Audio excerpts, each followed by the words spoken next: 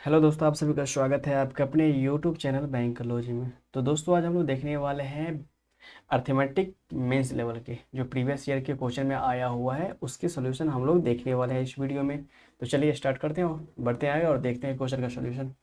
तो ये गाइस अपना पहला क्वेश्चन है, इसको पहले आप लोग ट्राई कीजिए, फिर हम जब सॉल्व करेंगे तो आप देख लीजिएगा। ये क्वेश्चन IPS PO 2018 के मेंस में आया हुआ है। अच्छा क्वेश्चन है और इस तरह के क्वेश्चन आते भी है एग्जाम में, अभी भी आते हैं, अच्छे हैं।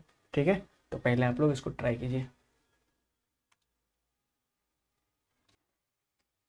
चलिए, आपने इसको ट्राई कर लिए होंगे, अब मैं सॉल्व करता हूँ, ध्यान दीजिएगा अच्छे से। ठीक है, क्वेश्चन क्या करा कि a man invest 50% of the amount invested by B, B withdraw whole amount from the business after 4 months.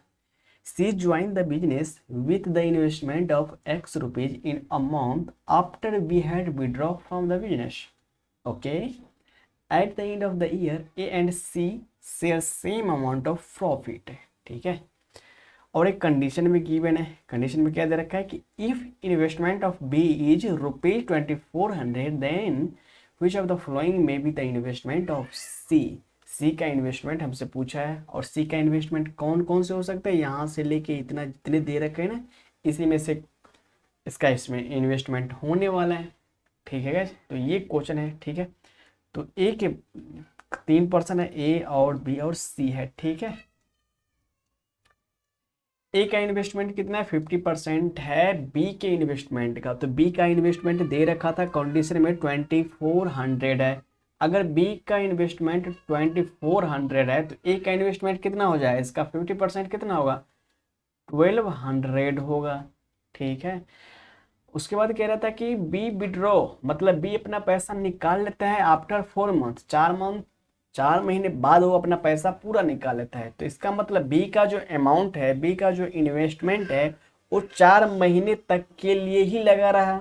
ठीक है, तो बी का इन्वेस्टमेंट 4 महीने तक के लिए ही लगा रहा है। ठीक है, उसके बाद क्या होता है ना, सी ज्वाइन हो जाता है, कितना पैसा लेके, X रुपया लेके आता है और इस बिजनेस में शामिल हो जाता है। ठीक है, ये कह रहा था। और एक कंडीशन और दे रखा है कि at the end of the year A and C share same amount of profit.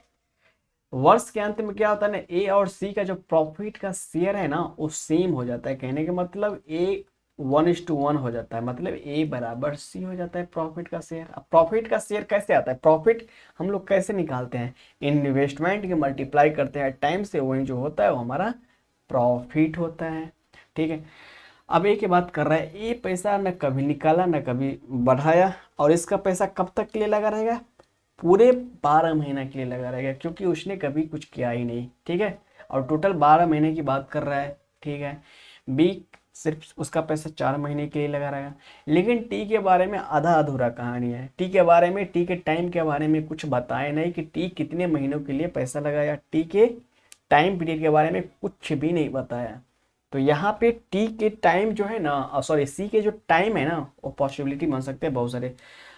तो और टी कब ज्वाइन होता है, आफ्टर बी, मतलब बी जो निकल जाता है अपना इन्वेस्टमेंट पूरा अमाउंट वो विड्रॉ कर लेता है, उसके बाद किसी एक महीना में सी ज्वाइन हो जाता है। तो सी के बारे में पता ही नहीं। और बी निकलता कब है, बी 4 महीना बाद निकलता है। तो 4 महीना बाद निकलता है और एक ही साल के बाद कर रहा है, तो टोटल उसके बाद 8 महीना बचेगा। मतलब इस 8 महीना में सी कभी भी ज्वाइन हुआ होगा, मुझे नहीं पता कौन से महीना में ज्वाइन हुआ है। ठीक है, तो सी के अगर टाइम के बात करेंगे ना, तो मिनिमम अगर टाइम अगर सी के बात करूँ तो कितना हो सकता है, 1 महीना हो सकता है, 1 मंथ हो सकता है। अरे भैया, जब वो सी ज्वाइन हो रहा है बिजनेस में तो कम से कम 1 महीने के लिए पैसा तो इन्वेस्ट करेगा ना, तो 1 महीना मिनिमम हो सकता है। अगर मैक्सिमम की बात करो, मैक्स वो कितने महीने तक के लिए पैसा लगा सकता है, तो मैक्स 8 मंथ के लिए पैसा लगा सकता है, क्योंकि वो बी के विड्रॉ करने के बाद आता है और बी 4 महीना तक लगाता है और फिर विड्रॉ कर लेता है, उसके बाद बचता है 8 मंथ। तो मैक्सिमम जो है ना सी का जो टाइम पीरियड हो सकता है 8 मंथ हो सकता है, और मिनिमम 1 मंथ हो सकता है। ये कहानी था। और कह रहे थे कि ए का प्रॉफिट सी के प्रॉफिट ये दोनों बराबर हो जाते हैं। ए का प्रॉफिट कितना है, 1200 मल्टीप्लाई बाय 12। ठीक है, तो 1200 मल्टीप्लाई बाय 12 ये किसके बराबर है, सी के बराबर है। तो मैं सी का ना टाइम को टी मान लेता हूँ। ठीक है, तो एक्स मल्टीप्लाई बाय टी हो जाएगा। अच्छा एक काम करते हैं, यहाँ पे हमको टी के बारे में जानकारी नहीं है कि टाइम कितना हो रहा है सी के बारे में, क्योंकि एक भी हो सकता है, दो भी हो सकता है, तीन भी हो सकता है, चार भी हो सकता है, इसी तरीके से आठ तक जा सकता है। तो टाइम के अकॉर्डिंग अकॉर्डिंग चलेंगे तो ज़्यादा हो सकता है। ठीक है, हम लोग इन्वेस्टमेंट के अकॉर्डिंग चलते हैं, इन्वेस्टमेंट को बेस बनाते हैं। ठीक है, टाइम निकल जाएगा ऑटोमेटिक। टाइम हमको लाना है किसके किसके बीच लाना है, एक से लेके आठ तक के बीच में लाना है टाइम हमको। ठीक है, तो अगर मैं ए के प्रॉफिट में अगर सी के इन्वेस्टमेंट से अगर डिवाइड कर दूं तो मुझे टाइम मिल जाएगा किसका, सी का मिल जाएगा। तो यही काम करना है, ऑप्शन जो 5 दे रखा है ना, एक्स के जगह पे ओ रखना है, इसके जगह पे इस वाले ऑप्शन को रखना है, और टाइम को किसके बीच लाना है, एक से लेके आठ तक लाना है। जो जो होगा वो आंसर अपना बनता जाएगा। तो यही काम करना है। तो चलिए हम लोग कर लेते हैं। अब यहाँ पे ठीक है, यहाँ पे तो 5 है, 1 2 3 4 5 करके। ठीक है, लेकिन यहाँ पे ऑप्शन, यहाँ पे ये चीज़ देखना पड़ेगा कि मैं इसमें से पहले वाले को कौन से वाले को मैं उठाऊं। तो देखो एक कॉमन है हर चार में, तीन भी कॉमन है चार में, दो भी कॉमन है चार में। ठीक है, तो यहाँ पे देख रहा हूँ चार, यहाँ पे देखो एक जो है कितने बार आया है, एक दो तीन चार बार आया है। तीन कितने बार आया है, एक दो तीन चार बार आया है। तो ये जो लूंगा तो ये चार पॉसिबिलिटी हो सकता है। अगर ये सही हुआ तो चार आंसर हो सकता है, ये भी हो सकता है। तो इसको लेना सही नहीं बनेगा। ठीक है, हमें आंसर जल्दी करना है ना, तो इसलिए इसको नहीं ले सकते हैं। दो को लेंगे तो दो भी तीन में है। तो एक काम करते हैं ना, इससे सबसे कम कौन सा मतलब कॉमन है, चार कॉमन है ना, इसको ही उठाते हैं, चार वाले को उठाते हैं। ये कॉमन है दो ही बार, तो मतलब दो ही पॉसिबिलिटी बनेगा। अगर चार होगा तो इसका मतलब अपना आंसर क्या हो सकता है, डी या ई हो सकता है। अगर चार नहीं हुआ तो डायरेक्ट ये दोनों ऑप्शन एलिमिनेट हो जाएगा। ठीक है, तो हम लोग ऑप्शन एलिमिनेट करने की कोशिश कर रहे हैं, तो इसीलिए हमने ऑप्शन चार को उठाया। चार को अगर सही हो जाएगा तो ऑप्शन अपना आंसर यही बनने वाला है। ठीक है, तो करते हैं हम लोग। तो चार को उठाएंगे तो एक सेकंड पहले ये लिख लेता हूँ, 1200 मल्टीप्लाई बाई 12 अपॉन में एक्स की वैल्यू कहाँ से आएगा, यही ऑप्शन से आएगा ना। तो हमने क्या कहा, चार को पहले उठाओ। चार को उठाने से क्लियर हो जाएगा कि ऑप्शन डी होगा कि ई होगा। ठीक है, या बाकी के रिमेनिंग तीन में से कोई एक हो सकता है। तो मैं चार को उठाऊंगा तो चार कहाँ पे है, चार 7200 है, 7200 है। ठीक है, जब मैं इसको डिवाइड करूंगा तो मुझे टाइम निकल के आएगा। किसका टाइम निकल के आया, सी का टाइम निकल के आया। और सी का टाइम का रेंज कितना है, अगर सी का टाइम का रेंज देखोगे ना तो एक से लेके आठ तक का है। इसके बीच में अगर आ गया तो हो सकता है आंसर। ठीक है, तो देखो इसको काटा पीटी करते हैं तो जीरो से जीरो कट जाएगा, 12 छक्के 72, 6 बार 6 दूना 12 हो जाएगा। तो मतलब टी बराबर क्या है, दो आया। ये हो सकता है, टी जो है ना किसका आया, मतलब सी का टाइम पीरियड आया तो दो हो सकता है, इसका मतलब चार हो सकता है। तो चार हो सकता है तो चार वाला तो अपना आंसर होने वाला है। तो देखो पहले में चार नहीं है तो इसका मतलब पहला आंसर नहीं होगा। बी में ओनली थ्री है, ये भी नहीं हो सकता है क्योंकि चार आंसर तो हो ही रहा है, पॉसिबल है। ये हो सकता है, जहां जहां चार नहीं है वहां वहां कट जाएगा।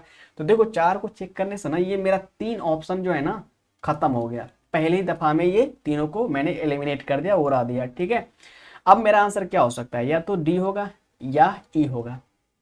अब क्वेश्चन ये उठता है कि अब डी और ई में से कौन से वाले में, मतलब अब जो मैंने चार को चेक किया था तो मुझे अब पता लग गया कि डी और ई में से आंसर होने वाला है, लेकिन अब इन दोनों में से कौन आंसर होगा। ठीक है, तो कौन से वाले में चीज़ों को मैं इन्वेस्टमेंट वाले पॉइंट को उठाऊं कि मेरा आंसर डायरेक्ट पहुंच जाएगा। देखो इन दोनों में डी और ई में जो कॉमन है ना उसको नहीं चेक करना है, जो नहीं कॉमन है उसको चेक करना है। देखो एक कॉमन है दोनों में, दो कॉमन है, चार कॉमन है, तीन कॉमन है। अगर तीन को मैं चेक करूंगा तो मुझे डायरेक्ट पता लग जाएगा कि आंसर क्या है। अगर तीन चेक करने से मुझे एक और आठ के बीच आंसर आ रहा है तो मुझे कुछ चेक करना है, कुछ और चेक नहीं करना है, मेरा डायरेक्ट आंसर डी हो जाएगा। अगर मैं तीन को चेक नहीं करता हूँ, अगर मैं तीन को चेक नहीं करूंगा, एक को चेक करूंगा तो दोनों में है, हो भी सकता है नहीं होना ही है, चूंकि डी आंसर है, डी और ई में से होगा तो एक तो होगा ही होगा, दो तो होगा ही होगा। तीन में कंफ्यूजन है, अगर तीन है कि नहीं है वो चेक कर लेते हैं। ठीक है, तो मैं तीन को चेक करता हूँ, तीन अगर हो जाएगा तो इसका मतलब ऑप्शन नंबर डी आंसर हो जाएगा।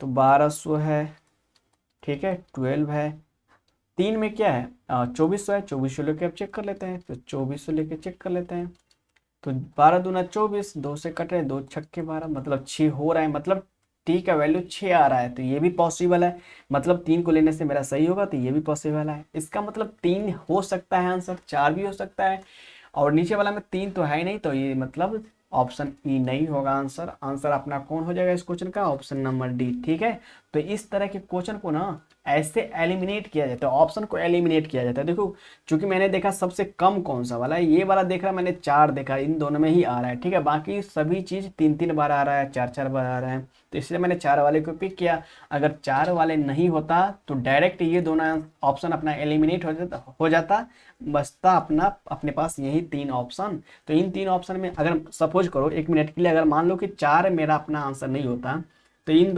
दोनों ऑप्शन तो खत्म हो जाता। अब बचता ये तीनों। अब इन तीनों में मैं कौन से वालों को चेक करूं जो मेरा आंसर डायरेक्ट में हिट कर सकता था। तो देखो एक इन दोनों में कॉमन है, यहाँ पे 3 इन दोनों में कॉमन है, 3 तीनों में कॉमन है। ठीक है, अगर मैं 3 चेक करूंगा तो तीनों हो सकता है आंसर, ये भी हो सकता है। तो मैं क्या करता, एक को चेक नहीं 2 को मैं चेक करता है। ठीक है, यहाँ पे 2 चेक करता है, तो 2 चेक करने से मुझे ये आइडिया लग जाता है कि नहीं 1 चेक करता है। ठीक है, अगर मैं 1 चेक करता, 1 अगर होता तो अपना आंसर क्या होता, या तो ये होता ये होता। ठीक है, उसका तो मैं किसी एक को चेक कर लेता 3 या 2 में से। ठीक है, तो इस तरह के क्वेश्चन को ऐसे सॉल्व किया जाता है। ठीक है गाइस, तो आगे बढ़ते हैं। ये अपना नेक्स्ट क्वेश्चन है। आप लोग फिर इसको पॉज कीजिए, वीडियो को पहले ट्राई कीजिए, जब हम सॉल्व करेंगे तो अप्रोच सीखिएगा किस तरह से मैं इसको सॉल्व करता हूँ। ठीक है गाइस, तो पहले आप ट्राई कीजिए। चलिए आपने ट्राई कर लिया होगा इस क्वेश्चन को, अब मैं सॉल्व करता हूँ। आप अच्छे से ध्यान दीजिएगा। ठीक है, ध्यान दीजिएगा अच्छे से। क्वेश्चन क्या करेगा, 3 पर्सन है, ए बी सी है, started a business by investing in the ratio इतना इतना और इतना। After 5 months B increase his investment by 2/3 of his initial amount. If after 12 months the difference of the profit share A and C का difference दे रखा है, किसका, profit का। कितना दे रखा है ₹1350 then find the profit share of B. B का profit share हमसे पूछा गया है। ठीक है गाइज, तो निकाल लेते हैं हम लोग। ए है, बी है और सी है, 3 बंदा है। ठीक है,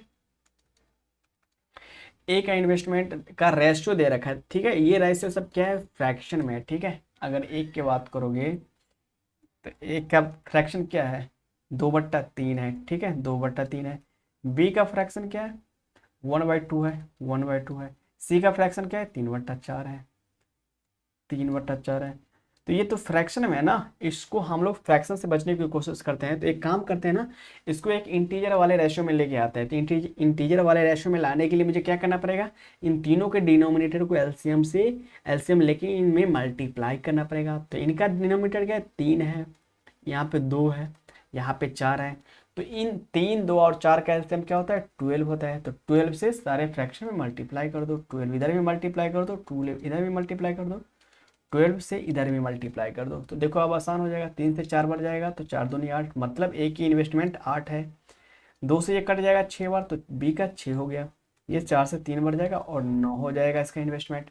तो मैंने ए बी सी का इंटीजर वाले रेशियो में कन्वर्ट कर लिया, 8, 6 और 9 हो गया इसका। अब बी जो है ना अपने इन्वेस्टमेंट को इंक्रीज करता है आफ्टर 5 मंथ बाद। तो ये जो बी का जो 6 यूनिट है ना, ये 5 महीना के लिए लगा रहा, उसके बाद ये अपने इन्वेस्टमेंट में इंक्रीज करता है। ठीक है, बढ़ाता है। तो बढ़ाता कितना है, 2/3 कर देता है। ठीक है, उसका पहले 6 था, 2/3 करेंगे, 2/3 करेंगे तो बढ़ के कितना हो जाएगा, 5/3 हो जाएगा। तो 3 दूना 6 मतलब 10। तो अब 5 महीने के बाद उसका इन्वेस्टमेंट कितना हो जाएगा, 10 हो जाएगा। यही कह रहा था। और टोटल 12 मंथ के लिए ये बिजनेस चलता है। तो 12 मंथ के लिए अगर बिजनेस चलता है तो बी ने 5 महीना पहले लगाया था, और ये 10 वाले यूनिट को कितने महीनों के लिए लगाएगा, 7 महीनों के लिए लगाएगा, क्योंकि 5 महीना उसने 6 यूनिट को लगा चुका है। तो ये 7 महीना के लिए लगाएगा। अब ए की बात करोगे तो ए जो पूरे महीने के लिए लगाता है, तो ये 12 के 12 महीने के लिए लगाएगा पैसा अपना। सी भी 12 महीने के लिए लगाएगा अपना पैसा। आज जब मैं इसको कटापीटी करके रेशियो निकालूंगा तो अपना ये प्रॉफिट का रेशियो निकल के आ जाएगा। तो निकाल लेते हैं हम लोग। तो किस चीज़ से डिवाइड करें, क्या चीज़ से कट रहा है, 2 से कट रहा है तो 2 से काट दे रहा है। 2 से ये 4 बार जाएगा, 2 से ये 3 बार जाएगा, 2 से ये 5 बार जाएगा, ये 2 से 6 बार जाएगा। तो फाइनल रेशियो क्या आ जाएगा, 12 चौका 48 हो जाएगा ए का।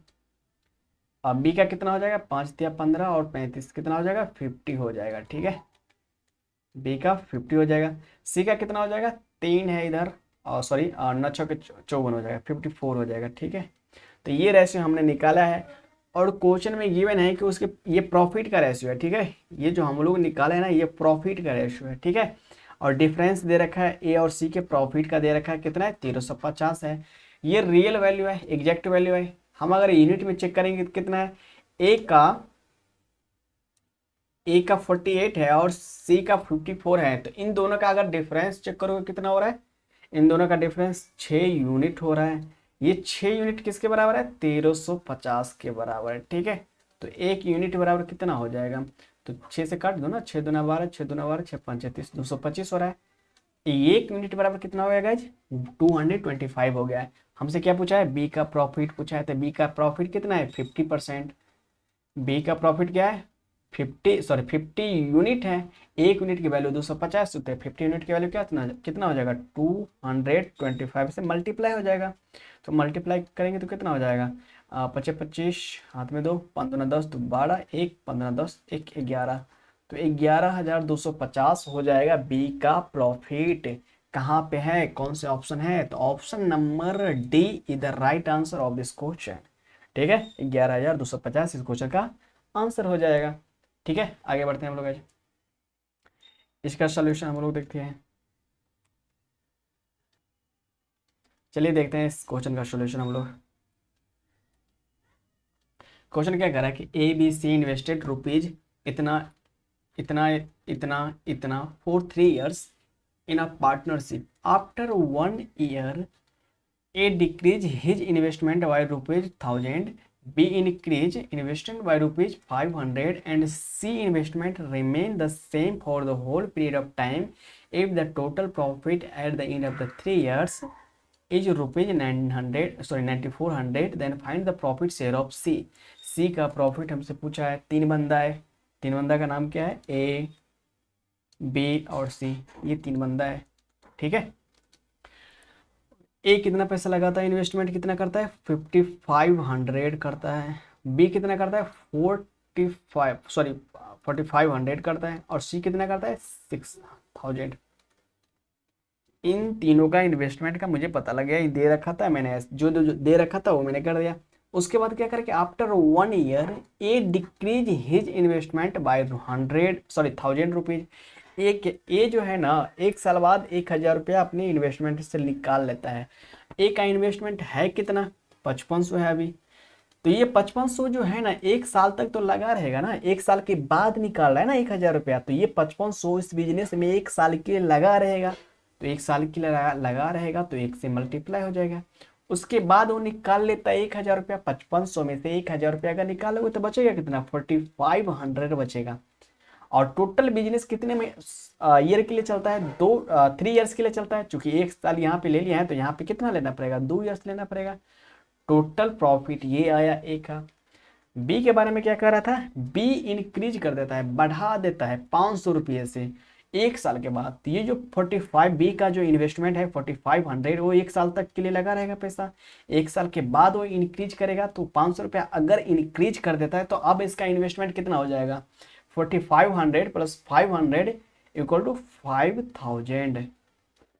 ठीक है, ये 5000 कितने साल के लिए लगा रहेगा, तो 2 साल के लिए लगा रहेगा। ठीक है, क्योंकि टोटल बिजनेस जो है ना 3 साल चलता है, तो 1 साल तक यहाँ लग गया था पैसा, अब ये बाकी के पैसा 2 साल के लिए लगेगा।